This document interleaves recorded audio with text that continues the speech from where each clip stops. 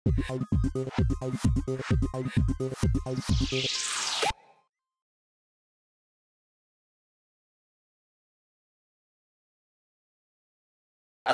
warahmatullahi wabarakatuh.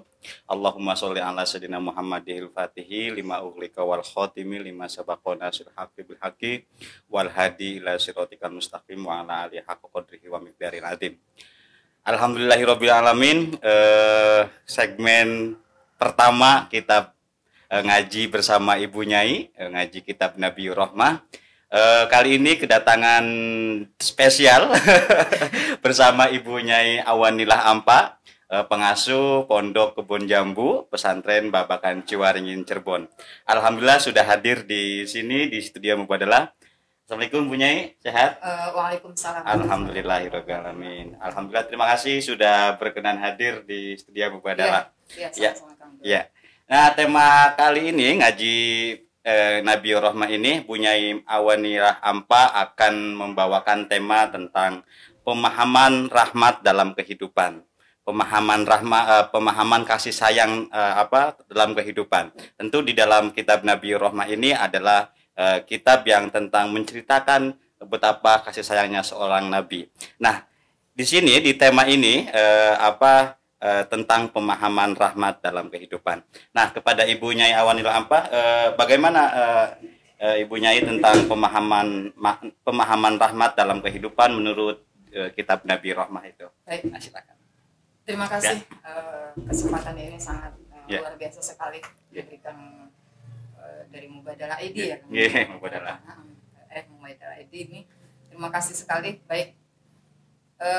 Nabiyur Rahmah. Kitab Nabiyur Rahmah itu yang pertama sekali itu adalah menerangkan cara mengaplikasikan rahmat secara sosial. Keseluruhan kehidupan. Islam adalah agama rahmatan lil alamin.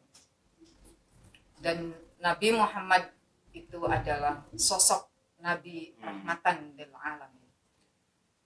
Sebelum kita mengarah ke arah sana, kita harus tahu dulu rahmat itu terbagi menjadi dua. Yang pertama rahmat Allah, dan yang kedua itu adalah rahmat makhluk. Nah, itu rahmat Allah itu kapasitasnya sampai 100%. 100%. 100% itu milik Allah. Rahmatnya Allah. Gitu. Sehingga Allah itu merahmati ke seluruh makhluknya, baik manusia, tumbuh-tumbuhan, dan hewan. Juga keyakinan. Ya, juga keyakinan, tentu itu. Ya. Itu rahmatnya Allah, dan itu mencakup keseluruhannya. Sementara makhluk, rahmat makhluk itu hanya satu. Hanya satu dari hanya 100 satu, itu. Dari 100 itu, okay. Hanya satu. Nah, dari sini sudah menunjukkan bahwasanya pembelajaran seseorang makhluk gitu untuk bagaimana sih caranya untuk rahmat kepada seluruh alam gitu. Baik secara kepada manusia, kepada agama, kepada tumbuh-tumbuhan, dan kepada siapapun itu.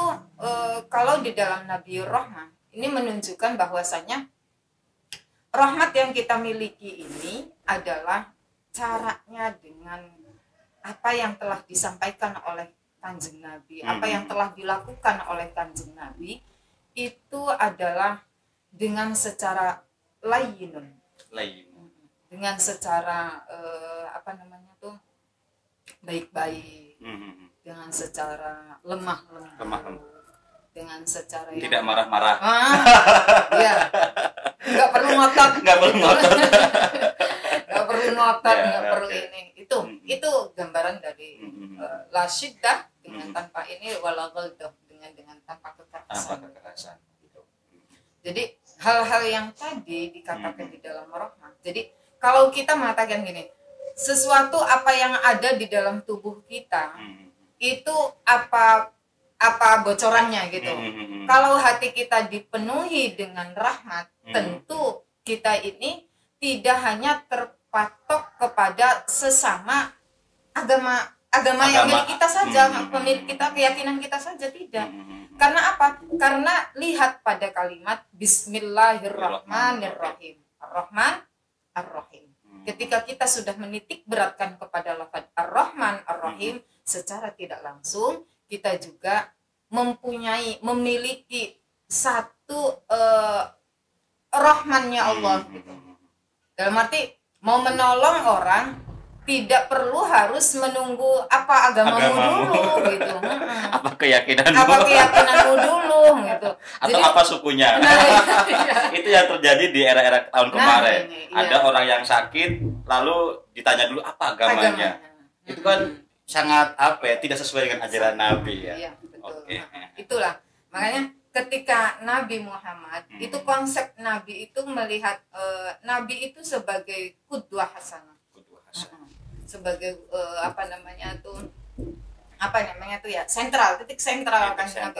Makanya ketika Nabi Muhammad melihat setiap hari 24 jam sahabat melihat bagaimana gerak-gerik Kanjeng Nabi memperlakukan kepada tetangganya, memperlakukan kepada orang yang menyakitinya, dan melakukan bagaimana beliau melakukan orang yang berdakwah kepadanya tapi tidak diterima oleh mereka. Bagaimana sih perlakuannya? Tetap rahmatan lil alamin.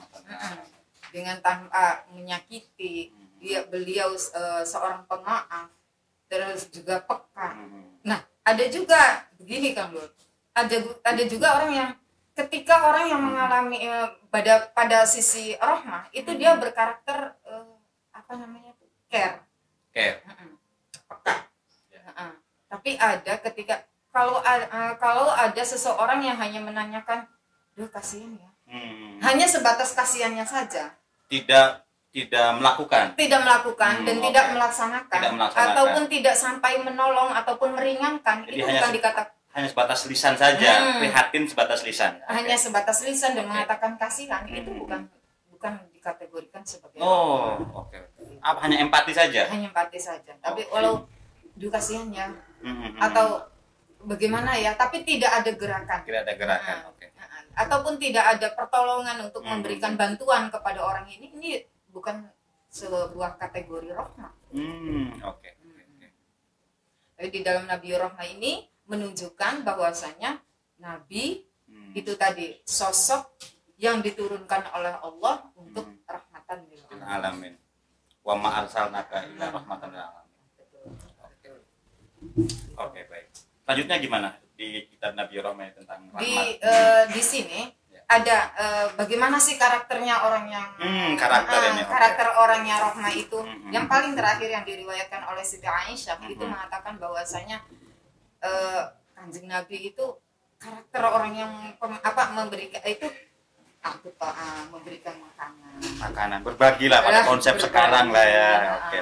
Ataupun di situ afsus salam, memberikan salam, nyapa gitu ya.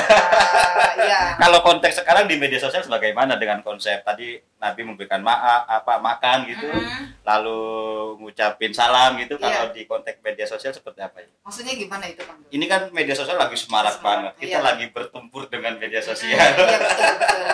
Jadi misalnya kalau misalnya konsep Nabi dulu berbentuk kasih sayang itu memberikan makan. Juga menyapa secara langsung, offline gitu ya. Iya. Nah, kalau di dunia maya dengan konsep memberikan karakter rahmatan lil alamin itu seperti apa ya? Yang pertama memberikan tulisan-tulisan yang tentu tulisan yang bermanfaat. Tulisan memang tidak memuja kebencian, tidak terus kemudian kita memposting hal yang positif. Posting hal yang positif. Kita nggak usah nanti kita dikatakan seperti apa nih, nggak usah seperti itu. Kita tadi yang dikatakan oleh Kang Dulo bahwa pertama kali sekarang ini itu adalah dunia media media sosial gitu. Kita memberikan tulisan-tulisan, memberikan postingan-postingan yang baik, mencerahkan lah ya, tidak malah memperburuk suasana dengan postingan dengan jari kita. Katanya kata Bu Badriah Payumi sekarang dakwah itu dengan menggunakan dua jari. Bil IT atau bil yadun apa. Nah, baik. Makin menarik ini soal rahmat untuk kehidupan ini. Nah, tetapi ada nggak kenapa sih Nabi melakukan itu? Apakah itu namanya di zaman Nabi atau di sebelum Nabi tidak adanya rahmat, tidak ada kasih sayang.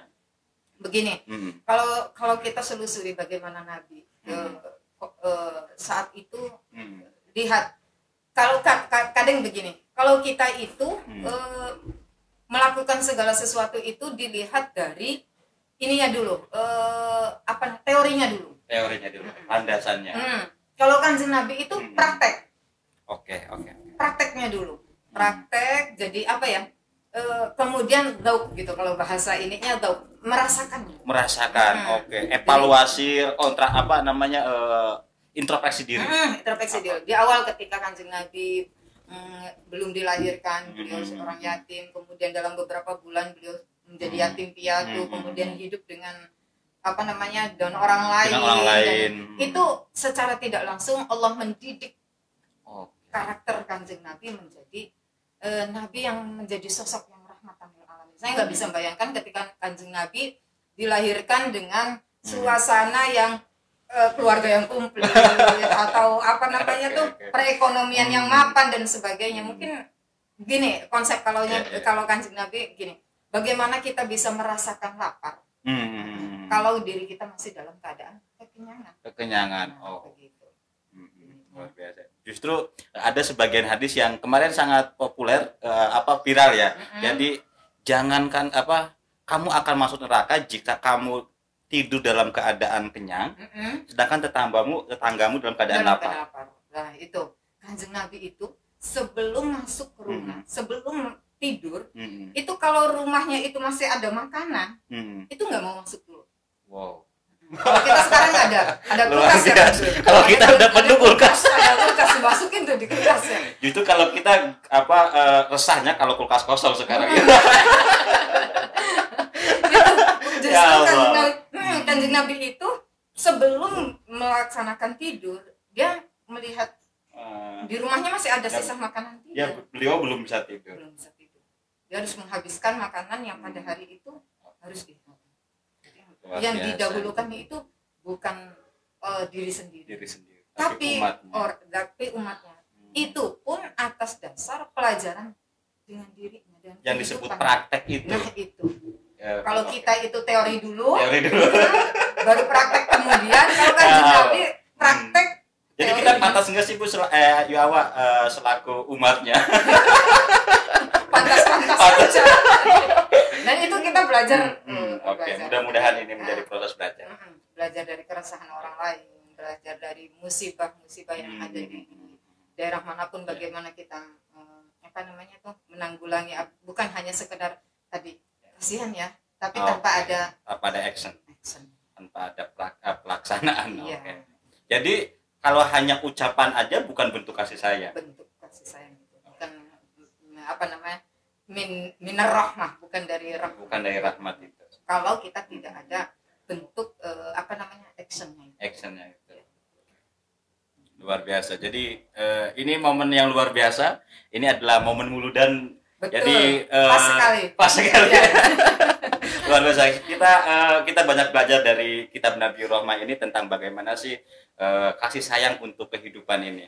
Tadi juga kalau kita hanya ngomong doang, artinya merasakan empati, itu bukan bentuk kasih sayang. Dan kasih sayang menurut Nabi menjelaskan itu ya kita melakukan.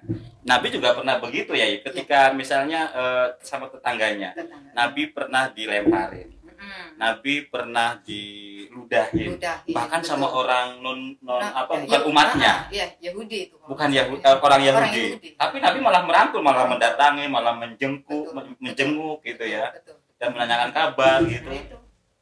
Luar biasa ajaran Nabi ini. Iya. Semoga kita umatnya selaku umat Nabi Muhammad Rasulullah SAW, kita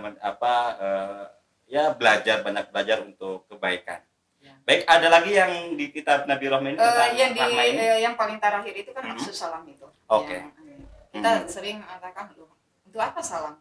Padahal salam itu maknanya luas. Luas banget. Dan itu doa. Keselamatan, terus assalamualaikum warahmatullahi wabarakatuh. Itu dari assalamualaikum sampai lafaz yang terakhir itu wabarakatuh itu satu persatu kalau kita pecahkan itu semuanya isinya doa. Dan tentunya doa untuk Diri yang kita temui, yang diri kita dan orang yang lain. Begitupun selamat malam, selamat siang, selamat sore, itu hanya sekedar mengucapkan selamat siang, dalam bentuk assalamualaikum dengan bentuk yang berbeda, itu sebuah doa yang. Sementara doa yang baik itu adalah doa yang tanpa diminta. Doa yang baik adalah doa yang tanpa diminta. Sebagaimana seorang ibu yang selalu mendoakan anaknya tanpa diminta oleh anaknya.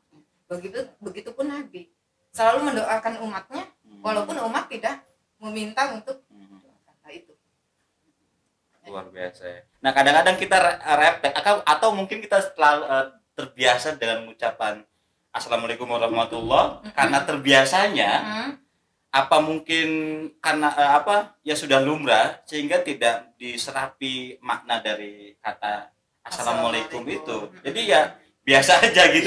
Iya, karena mungkin kita tidak mengerti dari substansi salam tersebut. Padahal salam itu hanya doa dan memberikan keselamatan. Kalau dipecah-pecah seperti apa sih Assalamualaikum warahmatullahi wabarakatuh, doa kata per katanya? Ya, itu keselamatan secara rohani, secara jasmani. Gitu. Makanya kenapa selalu mengucapkan Assalamualaikum warahmatullahi wabarakatuh. Kadang kita selalu menitik beratkan kepada kesehatan jasad saja. Padahal di dalam Assalamualaikum warahmatullahi wabarakatuh itu ya mencakup secara keseluruhan. Jasad dan ruh. Karena di dalam tubuh manusia itu kan ada 3, ya kan? Ada jasad, ada ruh, ada jiwa. Gitu. Nah, Assalamualaikum warahmatullahi wabarakatuh ini mencakup dari ketiga-tiga. Ini maknanya luar biasa. Luar biasa. Kita biasa aja kayaknya. karena nggak ngerti mungkin. Substansi dari Assalamualaikum. Hanya saya ketika mengkaji kitab Nabi Rahmat di situ ada apa dengan afsus salam gitu. Sehingga kita selusuri dan sebagainya. Oh iya. Betapa berbahagianya sekali ketika kita papasan dengan orang kemudian mengucapkan salam. Oh iya, dia mendoakan saya gitu. Dan itu doa terbaik. Nah, itu. Doa terbaik tanpa kita minta. Wah, ini penting banget ini. Jadi Assalamualaikum warahmatullahi wabarakatuh itu bukan sembarangan kata-kata kita ucapan yang remeh-temeh gitu, hanya doa pintu masuk gitu ya. Tapi ini banyak makna sekali, juga tentang bukan hanya jasad saja, juga ruh dan jiwa. Nah, teman-teman, ini luar biasa sekali. Kita sudah hampir 20 menit ya, Wak. Kita nggak kerasa ini. Di tema yang pertama ini dari kitab Nabi Rahmat tentang rahmat pemanaan rahmat dalam kehidupan. Nah, ini penting sekali sesuai dengan ajaran Nabi. Kita selaku umatnya wajib justru ya.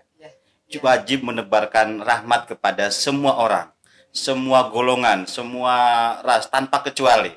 Bukan hanya sesama agama saja, atau juga sesama kita ya, golongan kita, justru keyakinan lain, suku, ras, juga dengan negara-negara lain. Nah, ini penting sekali. Jadi semoga tema ini kita memberikan berkah dan rahmat juga bagi kita semua, teman-teman yang menonton, yang menyaksikan seri ngaji kitab Nabi Rahmat bersama Ibu Nyai. Mungkin itu saja Bu Nyai. Terima kasih sudah menjelaskan, berbagi pengetahuan, berbagi pengalaman yang luar biasa ini. Saya juga kaget ya, baru tahu pemanaan Assalamualaikum itu. Nah, ini penting sekali kita resapi. Jadi ketika ada orang yang bilang Assalamualaikum, jangan cuek kali ya. Justru malah kita Alhamdulillah. Atau kita mengucapkan balik itu ya. Di samping kita luar biasa didoakan tanpa kita minta, juga kita mendoakan lagi ya dengan Waalaikumsalam warahmatullahi wabarakatuh. Nah, itu saja dari saya untuk ngaji tema yang pertama ini di kitab Nabi Rahmat. Tentu akan banyak tema lagi sampai ke-8 bersama ibu-ibu Nyai lainnya. Terima kasih. Wallahul muwaffiq ila aqwamit thoriq. Assalamualaikum warahmatullahi wabarakatuh. Waalaikumsalam.